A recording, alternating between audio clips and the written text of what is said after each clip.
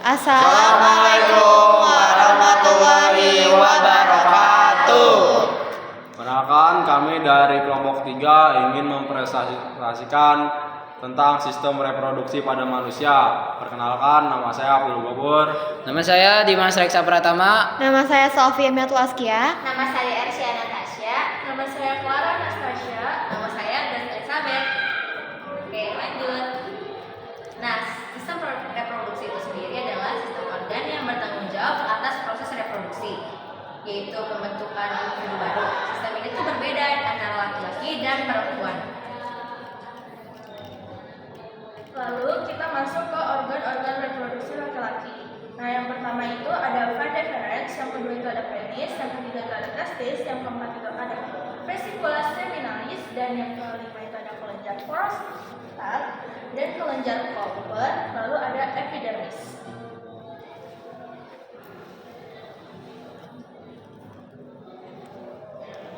Yang pertama ada Van deferens. Van deferens adalah saluran berbentuk tabung yang membawa sperma dari epidermis menuju uretra pada saat ejakulasi. Menyalurkan sperma dari epidermis ke vesicula seminalis, di mana sperma bercampur dengan cairan semen. Merupakan bagian penting dari saluran ejakulasi.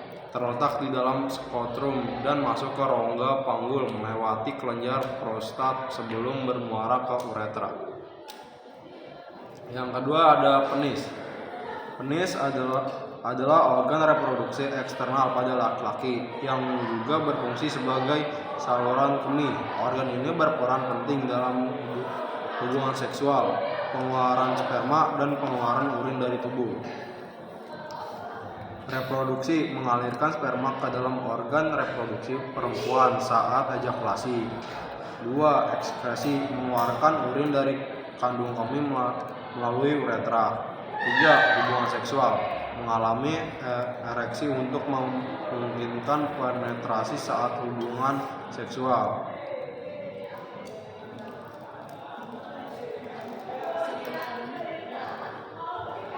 Struktur utama penis. Uretra, saluran di tengah penis yang membawa urin dan sperma.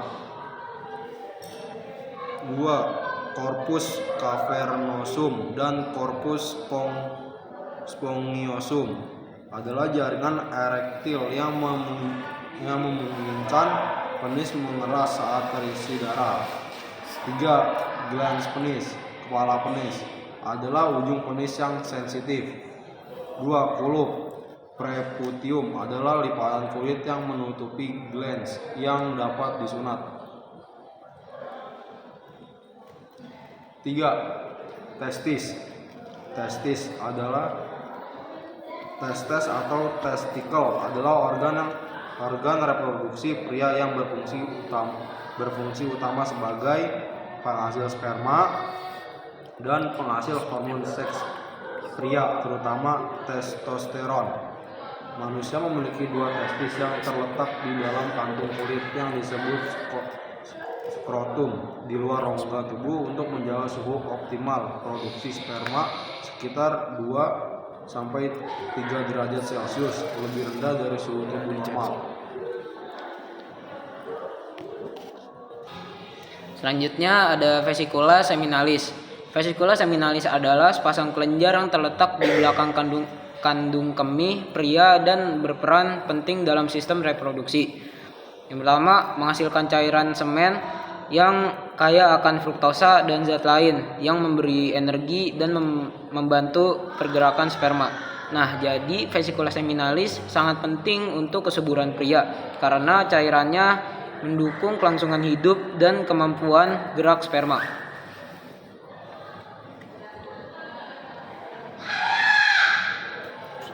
Selanjutnya ada kelenjar prostat. Kelenjar prostat adalah kelenjar kecil pada sistem reproduksi pria yang terletak di bawah kandung kemih dan mengelilingi bagian atas uretra atau saluran kencing.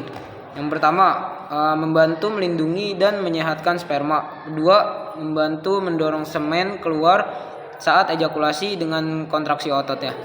Cairan dari kelenjar otot prostat bercampur dengan cairan dari vesikula seminalis dan sperma dari testis membentuk semen yang dikeluarkan saat ejakulasi.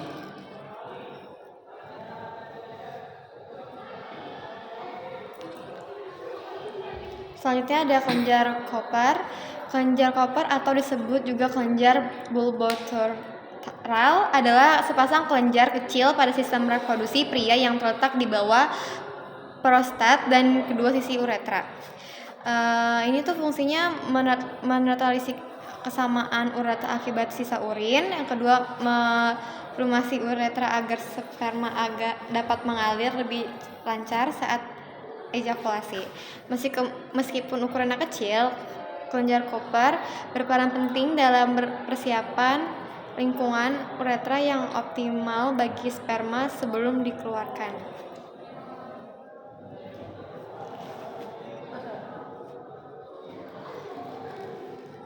Selanjutnya ada epidermis. Epidermis adalah lapisan terluar dari kulit manusia yang berfungsi sebagai pelindung tubuh dari lingkungan luar. 1. Melindungi jaringan di bawahnya dari kuman, bahkan kimia, sinar UV, dan kehilangan air. 2. Mengandung melanosit, yaitu sel penghasil melanin yang memberi warna pada kulit dan melindungi dari sinar matahari. Epidermis tidak memiliki pembuluh darah sehingga nutrisi disuplai dari lapisan di bawahnya, yaitu dermis.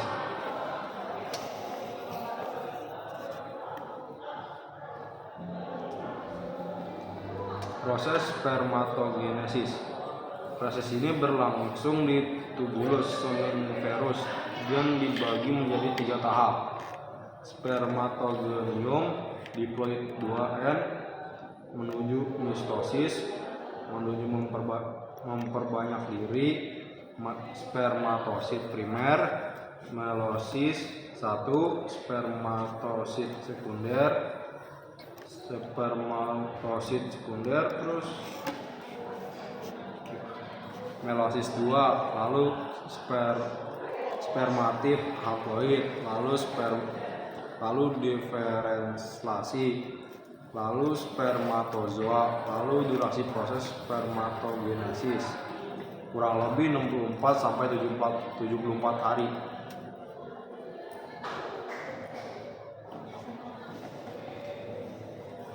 Lalu di sini ada epididymis. Epididymis adalah bagian penting dari sistem reproduksi pria, yaitu saluran kecil melengkung yang terletak di belakang testis. Lalu ada fungsinya, yaitu pematangan sperma, penyimpanan sperma, transportasi sperma, dan konsentrasi sperma.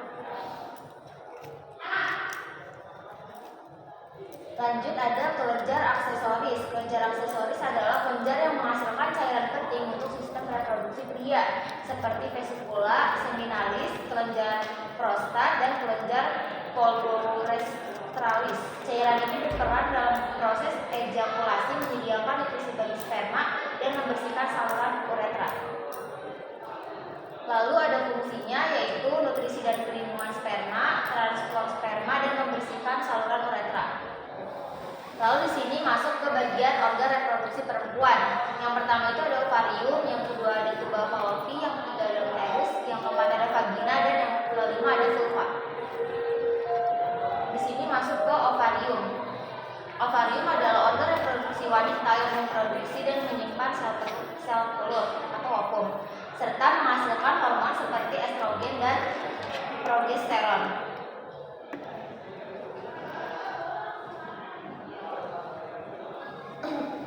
Kita masuk ke tuba fallopi. Nah, tuba fallopi itu berada sepasang dan berhubungan 10 cm dengan diameter 0,7 cm. Lalu terdapat bagian info di bulu, ampula, dan isthmus. Lalu dinding tuba memiliki epitel bersila untuk menggerakkan oosit menuju uterus. Lalu fertilitasi terjadi di sepertiga bagian atas tuba fallopi. Tuba fallopi adalah sepasang saluran berotot berongga yang menghubungkan ovarium, induk telur dengan rahim uterus pada sistem reproduksi wanita. Nah, selanjutnya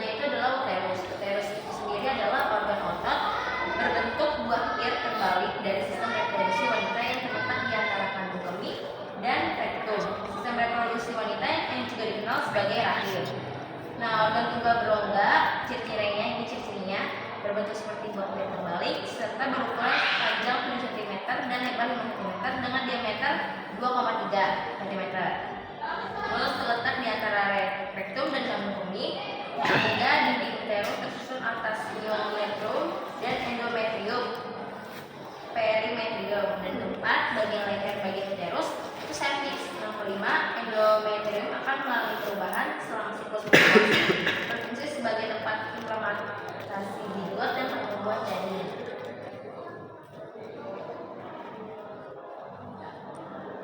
Nah, yang lanjutnya itu adalah vagina. Vagina merupakan saluran berbentuk seperti tabung berotot yang menghubungkan leher rahim atau bisa dibilang cervix dengan bagian luar tubuh. Nah, lebih tepatnya organ ini terletak di bagian kandung kemih dan berada di bagian bawah rahim. Terus ciri-cirinya itu berupa tabung fibromuskular yang panjangnya sekitar 8 sampai 10 cm.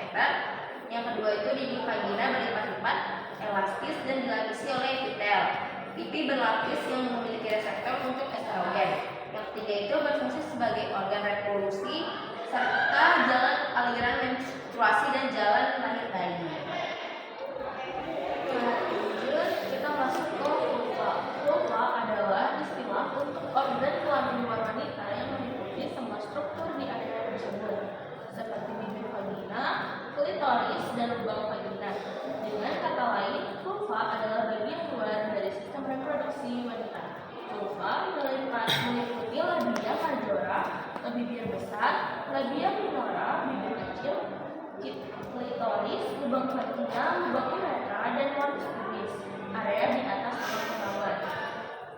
Labis majora yaitu lipatan kulit yang lebih besar dari tertutup rambut kemaluan. Lalu ada labia minora yaitu lipatan kulit yang lebih kecil dan sensitif melindungi lubang vagina dan uretra. Lalu ada klitoris. Klitoris adalah organ yang sangat sensitif terhadap rangsangan seksual, terletak di antara labia minora. Lalu ada lubang vagina yaitu saluran yang menghubungkan vulva dengan vagina tempat sperma masuk dan bayi lahir. Dan yang terakhir dan ada lubang uretra yaitu saluran untuk buang air kecil. Dan yang terakhir ada mons pubis, area bunda di atas lubang kemaluan yang ditutupi rambut.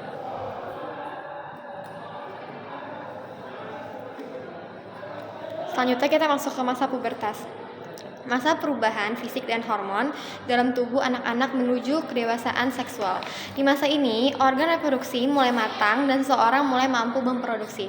Kapan sih atau di usia kapan sih masa pubertas itu? Biasanya pada perempuan itu di usia 8 sampai 13 tahun, kalau laki-laki itu di usia 9 tahun sampai 15 tahun. Tentu saja waktunya berbeda-beda. Terus apa yang terjadi saat masa pubertas? Tubuh mulai memproduksi hormon-hormon seperti estrogen pada perempuan, hormon utama pada wanita yang diproduksi terutama di ovarium atau indung telur. Hormon ini berperan penting dalam perkembangan ciri-ciri kewanitaan, mengatur siklus menstruasi, dan menjaga fungsi organ reproduksi wanita. Selanjutnya ada testosteron pada laki-laki, hormon yang membuat laki-laki mengalami perubahan fisik saat pubertas dan berperan dalam fungsi seksual saat kesuburan. Hormon ini menyebabkan perubahan fisik dan emosional. Selanjutnya, ciri-ciri perubahan pada perempuan. Kalau pada perempuan itu biasanya tuh payudara mulai tumbuh, pinggul melebar, mulai menstruasi atau haid, dan kadang-kadang muncul jerawat karena perubahan hormon. Kalau ciri-ciri pada laki-laki, biasanya itu suaranya membesar atau berat, tumbuh jakun, dan tumbuh kumis dan jenggot, dan biasanya mengalami mimpi basah.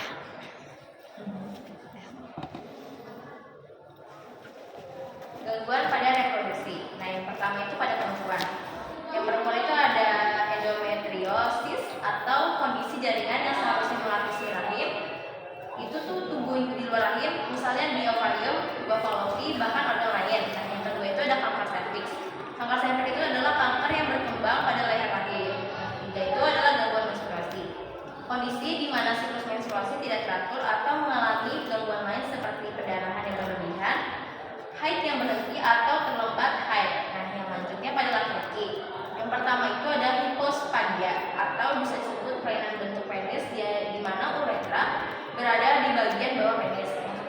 kedua ada hernia inguinal atau bisa dibilang usus menembus ke kantong testis yang menyebabkan benjolan. Yang ketiga adalah kanker testis, penis, dan prostat.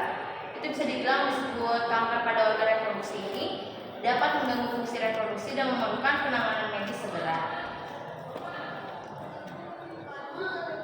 Oke, lanjut ke pertanyaan. Yang pertama, seorang pria memiliki jumlah sperma yang sangat sedikit dan sebagian besar tidak aktif. Berdasarkan hal ini, kemungkinan besar gangguan terjadi pada D. testis. Itu karena kenapa? Karena alasannya testis adalah organ yang menghasilkan sperma. Jika sperma sangat sedikit atau tidak aktif, berarti terjadi gangguan produksi atau kualitas sperma yang mungkin terjadi pada testis. Lalu yang kedua, seorang wanita mengalami penyumbatan pada tubal falopi. Apa akibat paling mungkin yang akan terjadi? Yaitu jawabannya B, ovum tidak dapat dibuahi. Kenapa sih? Karena tubal falopi adalah tempat terjadinya fertilisasi atau pembuahan. Jika tubal falopi tersumbat, sperma tidak bisa bertemu ovum sehingga pembuahan tidak terjadi meskipun ovum diproduksi dan dilepaskan. Lalu yang nomor 3 itu ada jika hormon estrogen dalam tubuh wanita diproduksi berlebihan, kemungkinan efek yang terjadi adalah C. Terjadinya ovulasi ganda dalam satu siklus. Kenapa? Karena estrogen berperan dalam menstimulasi ovulasi. Oke, selanjutnya, selama masa pubertas, remaja laki-laki mengalami perubahan suara yang menjadi lebih berat. Hal ini terjadi akibat, yaitu jawabannya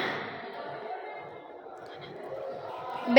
Peningkatan hormon testosteron yang mengaruhi pita suara. Alasannya kenapa? Testosteron menyebabkan perubahan fisik pada pria saat pubertas, termasuk penebalan pita suara yang menyebabkan suara menjadi lebih berat. Pertanyaan selanjutnya yaitu nomor 5.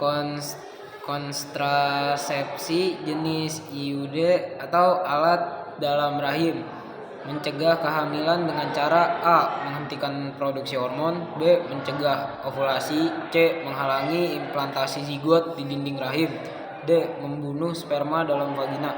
Jawabannya adalah C.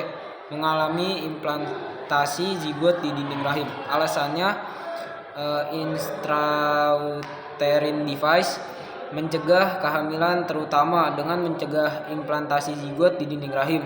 Meskipun beberapa jenis juga dapat mengganggu perjalanan sperma.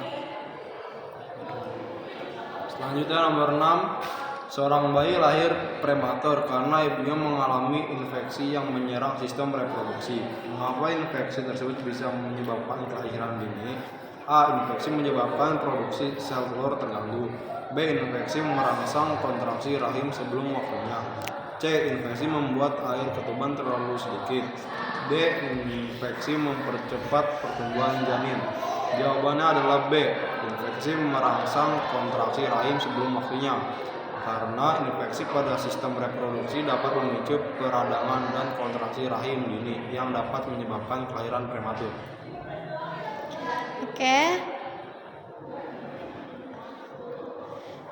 Nomor 7 itu salah satu efek dari penyakit menular seksual atau PMS yang tidak segera diobati adalah infertilitas.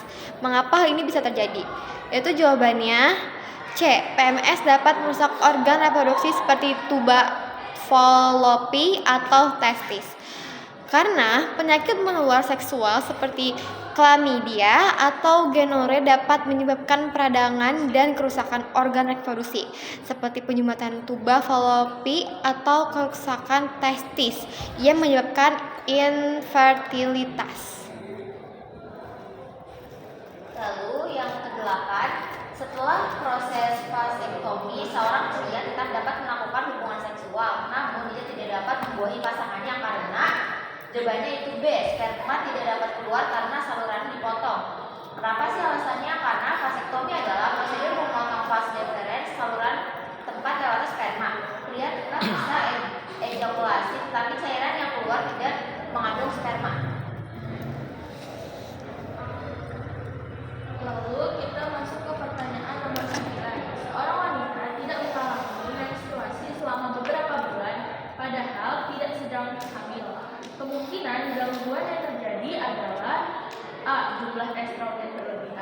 B. Tidak terjadi ovulasi karena gangguan hormonal.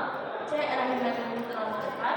D. Peningkatan kadar testosteron. Yaitu jawabannya adalah B.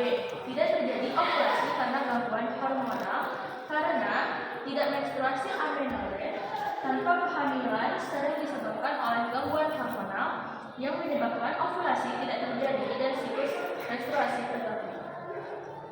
Oke, yang terakhir adalah hormon progesteron berfungsi penting dalam mempertahankan kehamilan. Apa akibatnya jika kadar hormon ini terlalu rendah pada awal kehamilan? Nah, jawabannya itu B atau embrio tidak dapat berkembang dengan baik. Alasannya karena progesteron penting untuk mempertahankan janin rahim agar siap menerima dan mendukung perkembangan embrio. Nah, jadi kesimpulannya itu dengan memahami sistem reproduksi manusia, kita dapat lebih menghargai pentingnya menjaga pasangan reproduksi dan memahami proses biologis yang terjadi di dalam tubuh kita sendiri. Sekian dari dari kami. kami. Wassalamualaikum